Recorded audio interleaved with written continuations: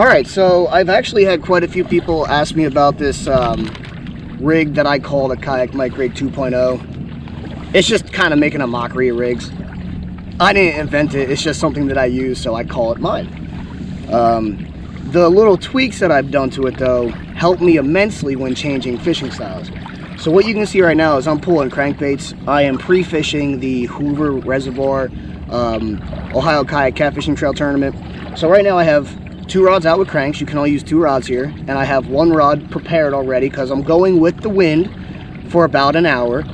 And then what I'm going to do is while I'm scanning, I might as well have my rods out pulling cranks, fresh bait, and then once I get with the wind for about an hour, I'm going to turn around and I'm going to drag baits all the way back to the launch, marking things as I go, taking mental notes, etc. But this is a great example of how easy it is to switch my rigs back and forth from suspending and dragging, and I'll explain both rigs, why they're tied the way they are, etc.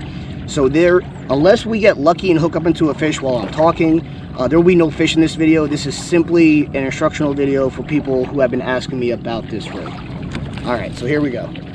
This is the Kayak Mic Rig 2.0. At the very bottom, you have a clip to a hook. This is a dropper nut. Go watch Chris Souter's video on the dropper nut. I won't do videos like that. I'm just too lazy. And then same thing, a little higher in the water column. Now, if I was fishing cold water, they would both be closer to the bottom, but since the water's warming up, I like to hit 2 completely different columns, so that's why this one's a little higher. You know, you got, I don't know, about 12 inches from the bottom there to that hook, then a good 24 inches to that hook, and then again another 12 inches to this clip. And the reason this clip is important, this pole is set up for suspend fishing right now. Now it's set up for no fishing.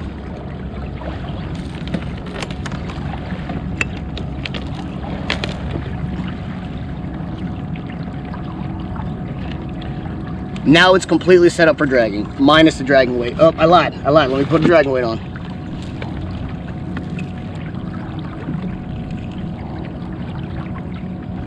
My rod is the same exact rod that I was just using for suspend fishing last time I went fishing. In less than, what, 20 seconds, it went from being a suspend fishing rod to a dragging rod. Anything you could do in your kayak to save space and time is super, super crucial and important, because now I don't have to tie new rigs, I don't have to bring extra poles, I can switch back and forth. And the way I have this tied, it's a T-swivel right here. I always have a T-swivel right here. This brand's not the best. I like the ones I bought off my buddy at Chubby Fish. I might have one on my other pole, I'm not sure. But you always use a T-swivel. And then from the leader line down to here is a clip that never leaves a swivel. This will either clip onto your suspended rig or it will clip onto your dragging weight. This clip never leaves. This right here is only used when you are dragging. So when I'm not dragging, you unclip and it just hangs off like that. Somebody asked me if that causes more or less snags. I have never, to date, I have never pulled up a snag where my sinker is gone, to date. Every single time I have been snag dragging, and it has been snagged at the hook. So I know some people, it's the new craze. Everyone tries to find something to cry and whine about. The new craze right now is whining about fixed sinkers, and if the sinker breaks off and the fish comes by, now the fish is stuck and dead. 99.9% of all my snags are at the hook, and I get my sinker back. So I'm not worried about breaking off at the sinker and then a fish coming and hitting the bait and being stuck to that log or whatever for the end of time, or till the end of time. So that is the Kayak Mic Rig 2.0. This actually doesn't have a name. This is a double hook dragging rig. We'll call it the Kayak Mic Rig 3.0. Kayak Mic Rig 1.0 got retired. It's not as good as the Kayak Mic Rig 2.0. But yeah, that's it. It's that simple.